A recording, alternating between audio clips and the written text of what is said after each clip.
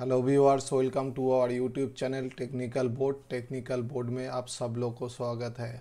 आज हम लोग डिस्कस करेंगे fitter technician B ISRO LPSC का क्वेश्चन। इसका पहले वाला दिन 1 से 40 तक क्वेश्चन डिस्कस किए थे। आज 41 से रेस्ट ऑफ क्वेश्चन डिस्कस करेंगे। चलिए 41 का क्वेश्चन देख लेते हैं। A wedge like tool is used to remove the taper shank tool from the nose of the machine spindle what is called. तो इसका जो आंसर है ड्रिल ड्रिफ्ट हो जाएगा इसका आंसर। Option number D.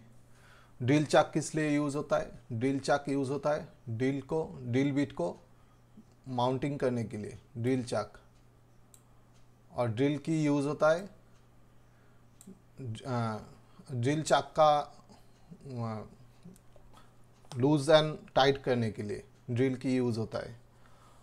और ड्रिल स्लिप क्या है? Drill slip is used for holding to small taper shank.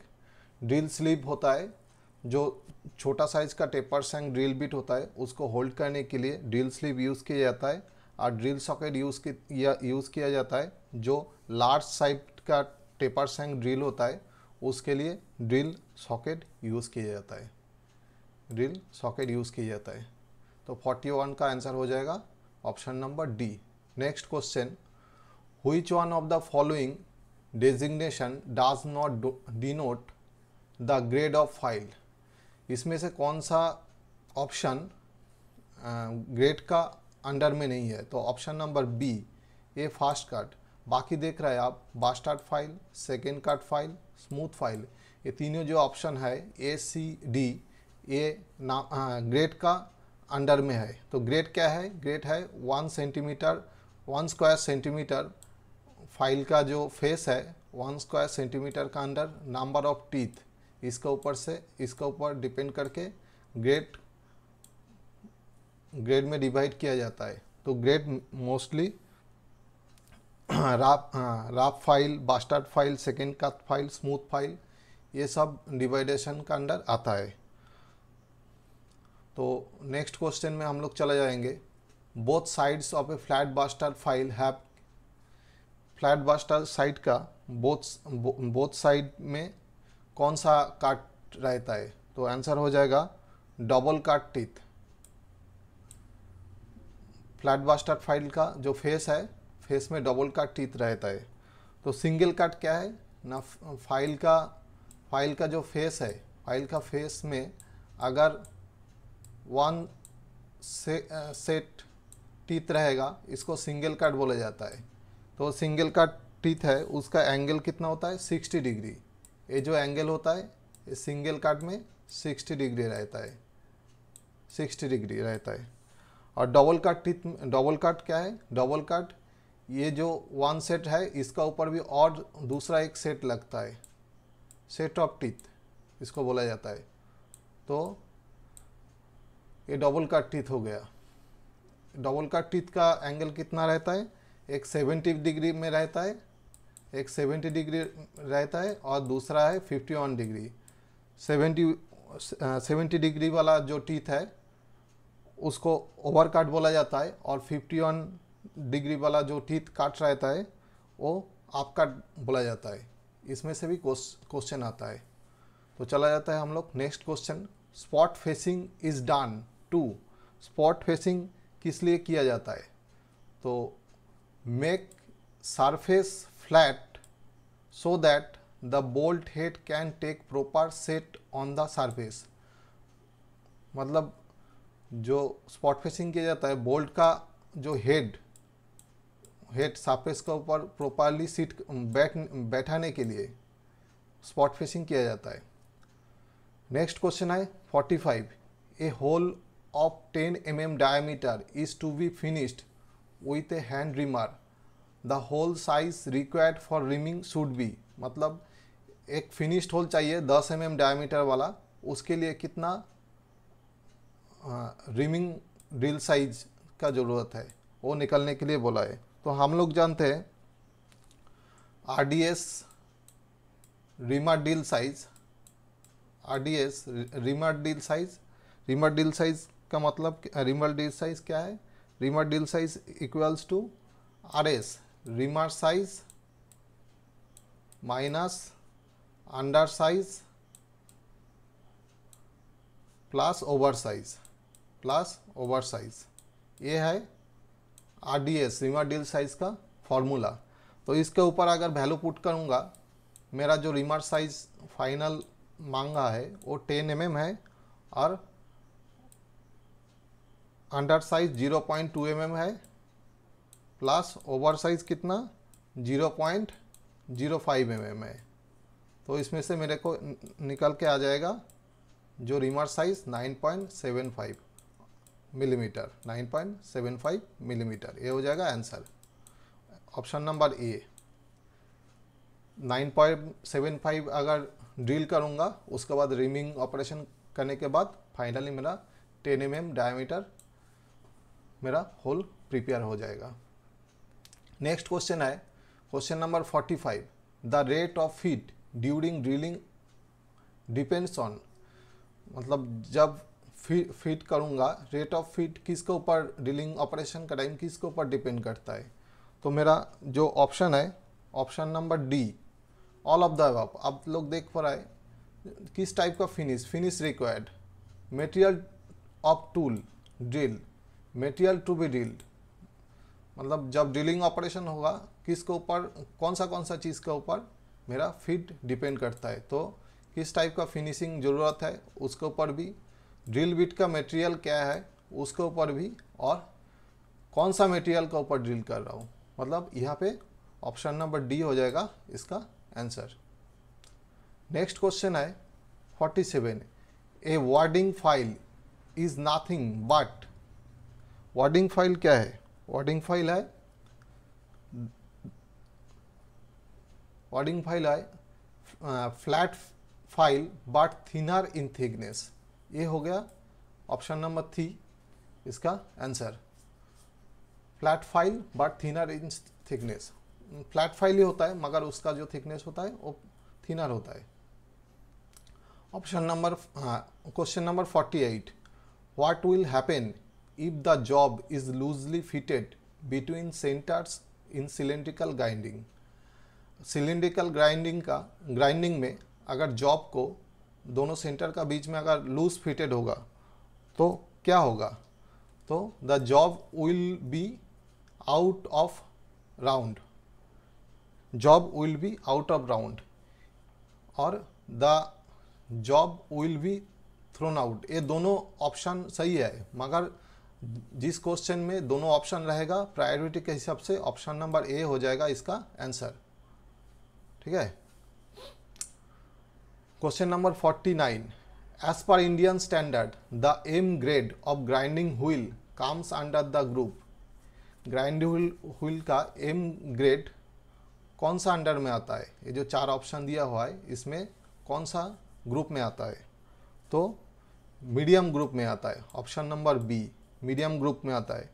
तो हम लोग जानते हैं सॉफ्ट ग्रुप में क्या है, सॉफ्ट ग्रुप में ए से लेकर एस तक ये हो जाता है हम लोग का ग्राइंडिंग व्हील का सॉफ्ट ग्रुप, जो ग्रेड का सॉफ्ट ग्रुप है।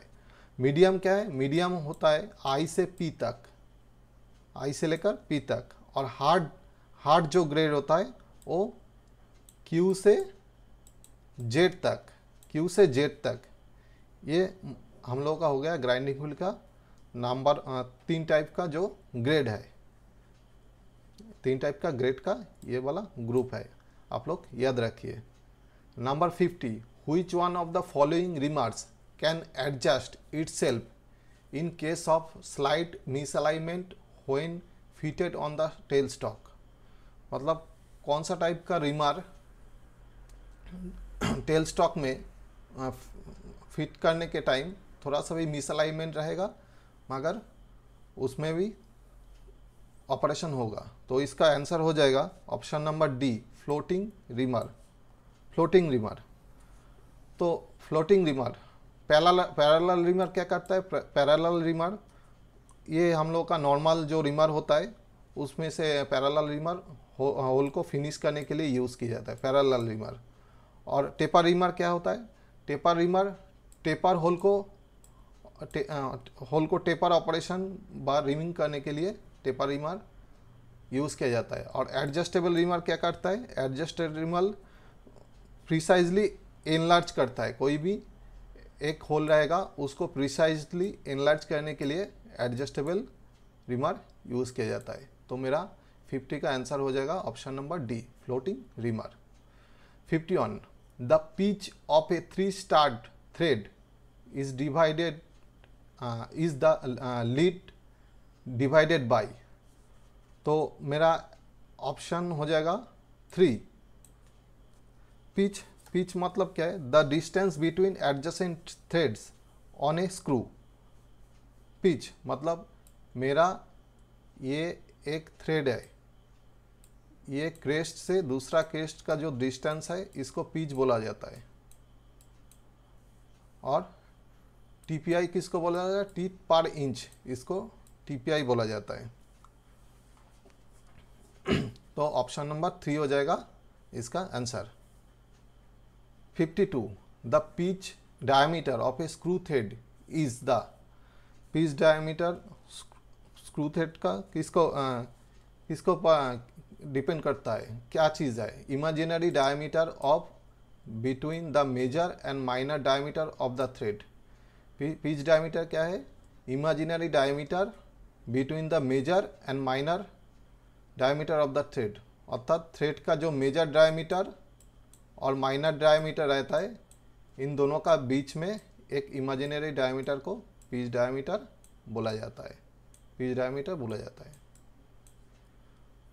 Question number 53, silver brazing is employed for. Silver brazing किस लिए किया जाता है? सिल्वर ब्रेजिंग किया जाता है joining electrical parts requiring high electrical conductivity, joining dissimilar metals, brazing of tungsten carbide. मतलब option number D, option number D हो जाएगा, ऑल ऑफ द अबव हो जाएगा इसका आंसर। सिल्वर ब्रेजिंग ये तीनों ऑप्शन के लिए किया जाता है। Question number 54, spring washer are used under nuts to prevent. Spring washer nut का नीचे में किस लिए यूज़ किया जाता है? तो ऑप्शन नंबर डी हो जाएगा इसका answer, slackness of nuts due to vibration. Slackness of nuts due to vibration, vibration का चलते नाट ना लूज हो जाए उसके लिए स्प्रिंग वॉशर यूज़ किया जाता है। A solder joint is the solder joint क्या है? शोल्डर जॉइंट है वेकर देन ब्रेजिंग, ब्रेजिंग से वेकर है। स्ट्रॉन्गर देन ब्रेजिंग, ब्रेजिंग से स्ट्रॉन्गर नहीं है। स्ट्रॉन्गर देन वेल्डिंग, वेल्डिंग से स्ट्रॉन्गर नहीं है। तो मेरा ऑप्शन ए हो जाएगा इसका answer, weaker than brazing. Soldering brazing से वेकर होता है। ठीक है, ऑप्शन नंबर ए हो जाएगा इसका answer. Question number 56, if the radius of base of A cone is 20 mm and its height is 30 mm, its volume is equals to। Volume क्या है? वॉल्यूम तो हम लोग जानते हैं, वॉल्यूम का जो फॉर्मूला है V equals to 1/3 pi r square h। मतलब r क्या है? r का मतलब है द रेडियस ऑफ कोन। तो मेरा रेडियस कितना है? रेडियस है 20 का स्क्वायर हो जाएगा h मतलब हाइट ऑफ द कोन। मेरा हाइट बोला गया है 30 mm, हाइट 30 mm। और इसके साथ 1/3 को हम लोग अगर इसमें अगर कैलकुलेशन करेंगे तो फाइनली हम लोग का जो वैल्यू निकलेगा वो 4000 पाई मिलीमीटर स्क्वायर। मतलब ऑप्शन नंबर डी हो जाएगा इसका आंसर, 4000 पाई मिलीमीटर स्क्वायर। ठीक है, इसका वॉल्यूम कोन का।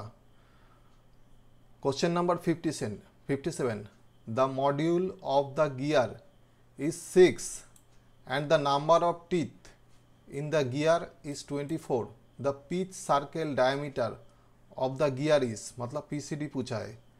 अगर मॉड्यूल 6 होगा और नंबर ऑफ टीथ 24 होगा तो PCD कितना होगा। PCD हम लोग PCD का फॉर्मूला क्या जानते हैं।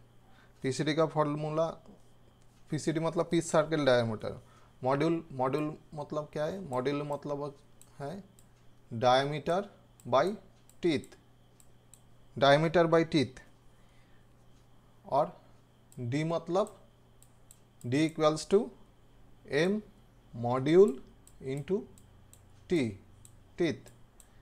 इसमें अगर वैल्यू को देंगे तो क्या होगा, 6 मॉड्यूल और नंबर ऑफ टीथ 24।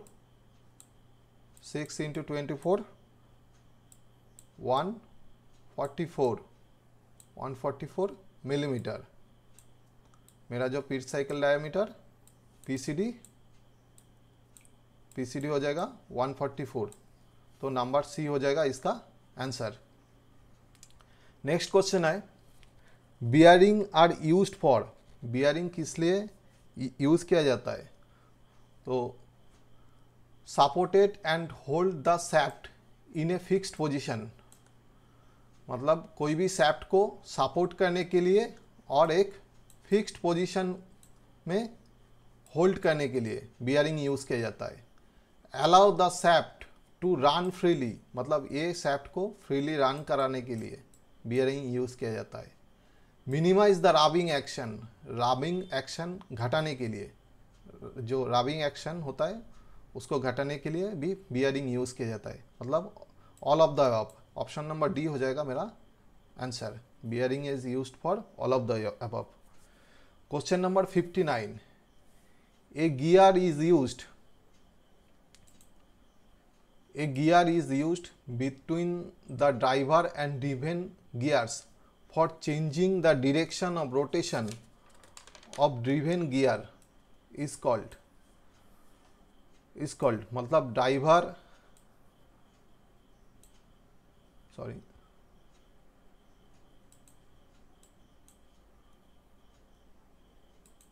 मतलब ड्राइवर गियर और ड्रिवन गियर, ये दोनों का बीच में जो गियर यूज़ किया जाता है रोटेशन चेंज के लिए, उसको क्या बोला जाता है, इसको बोला जाता है एडलर गियर।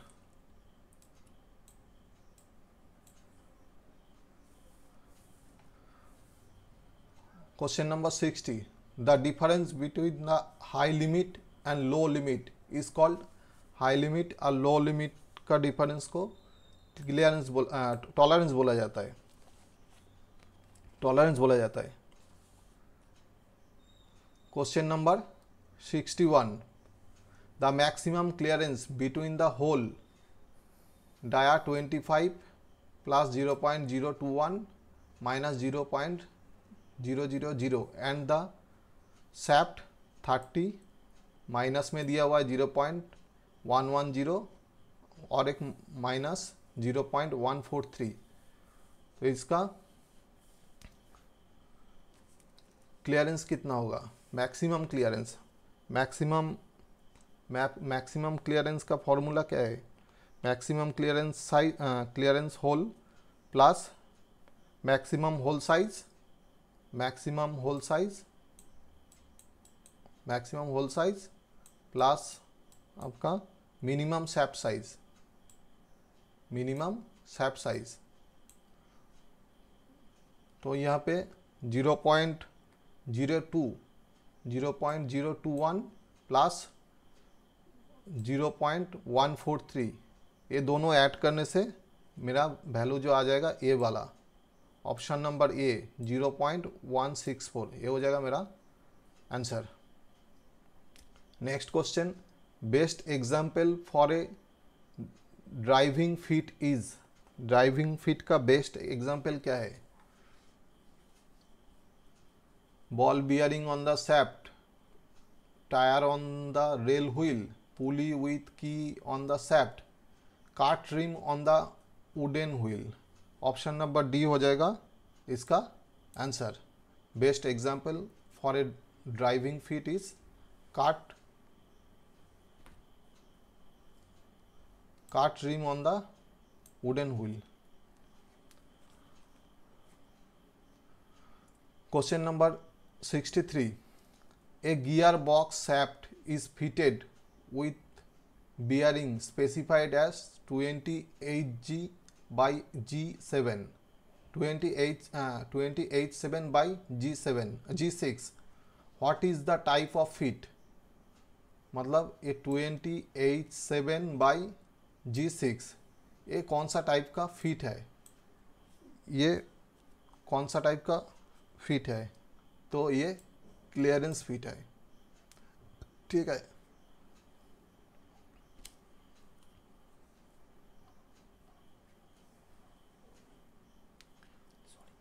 सॉरी, ये best example of driving fit, ये वाला जो क्वेश्चन है इसका आंसर हो जाएगा ball bearing on the shaft, ball bearing on the shaft. Option number A हो जाएगा इसका आंसर, आप लोग नोट डाउन कर लीजिए। और cart rim of wooden wheel ये हो जाएगा shrink fit, cart rim on the wooden ये हो जाएगा श्रिंक फिट, और ball bearing on the shaft ये हो जाएगा ड्राइविंग फिट। मतलब 62 का ऑप्शन नंबर ए हो जाएगा इसका आंसर, आप लोग नोट डाउन कर लीजिए।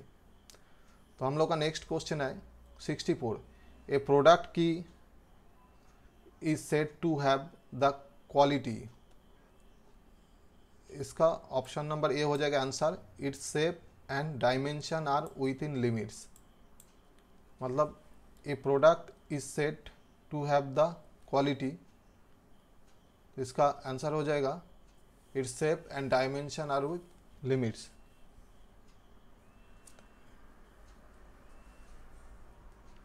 The chief alloying element of stainless steel, stainless steel का चीप अलाइंग एलिमेंट क्या है? स्टेनलेस स्टील हम लोग जानते हैं क्रोमियम एंड निकेल होता है स्टेनलेस स्टील का chief alloying element. Next question 66। The property by virtue of metal can be rolled into sheet is called, क्या बोला जाता है? मैलिएबिलिटी बोला जाता है। The property by which metal can be rolled into sheet is called malleability. Elasticity क्या है? Elasticity is the property by virtue of a metal retains its original shape after removal of external force। मतलब कोई भी elasticity क्या है? कोई भी material का ऊपर फोर्स अप्लाई करने के बाद उसका डिफॉर्मेशन होता है, फिर फोर्स विड्रॉल करने के बाद वो उसका जो ओरिजिनल शेप है उसमें रिगेन करता है, तो ये हो जाता है इलास्टिसिटी। डक्टिलिटी क्या है? Ductility is the property of material enabling to into the wires. मतलब कोई भी मटेरियल का ऊपर अगर फोर्स अप्लाई करूँगा तो एनेबल टू वायर में ट्रांसफॉर्म होने के लिए वो एनेबलिंग रहता है।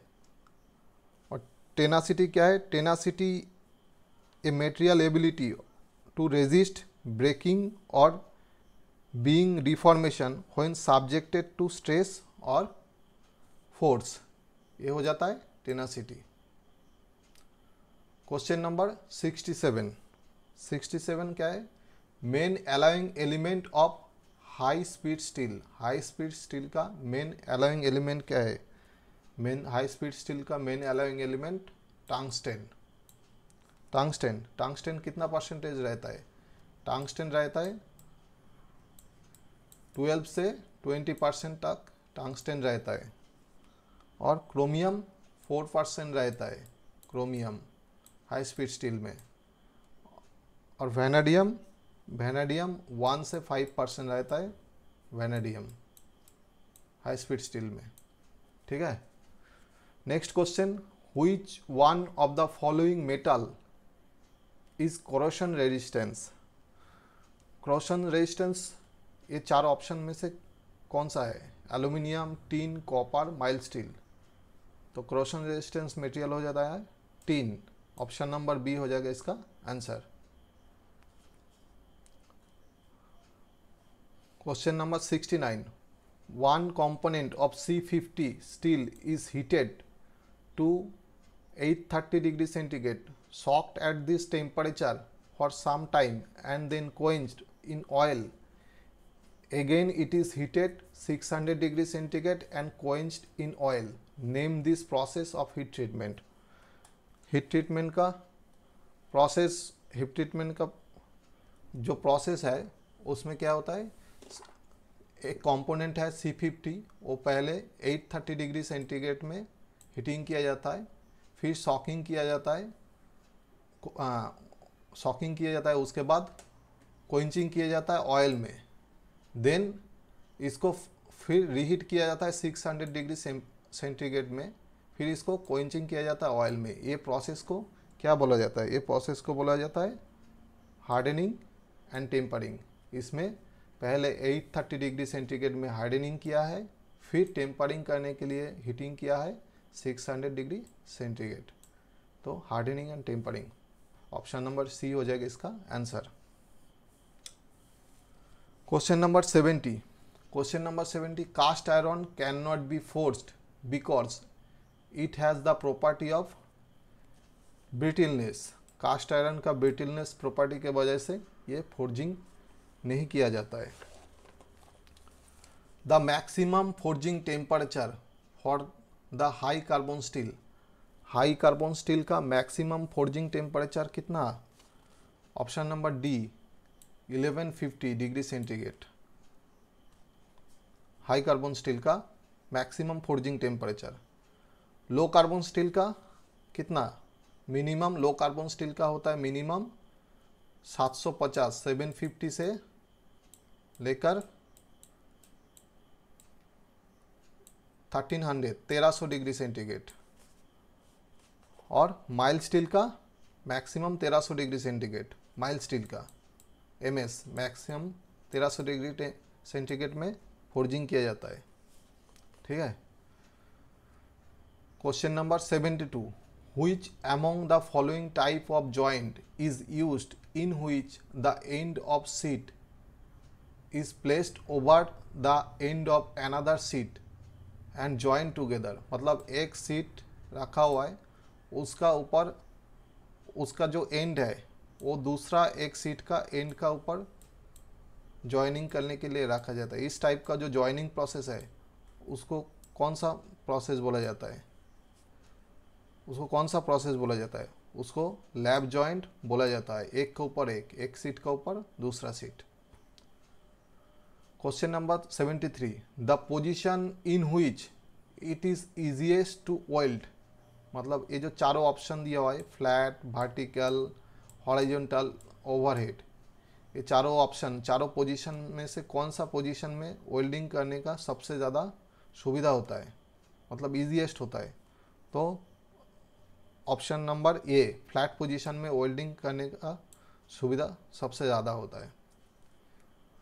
Question number 74, in welding the formula current voltage time by welding speed gives the, option number A current input for welding, sorry option number B, option heat input for welding.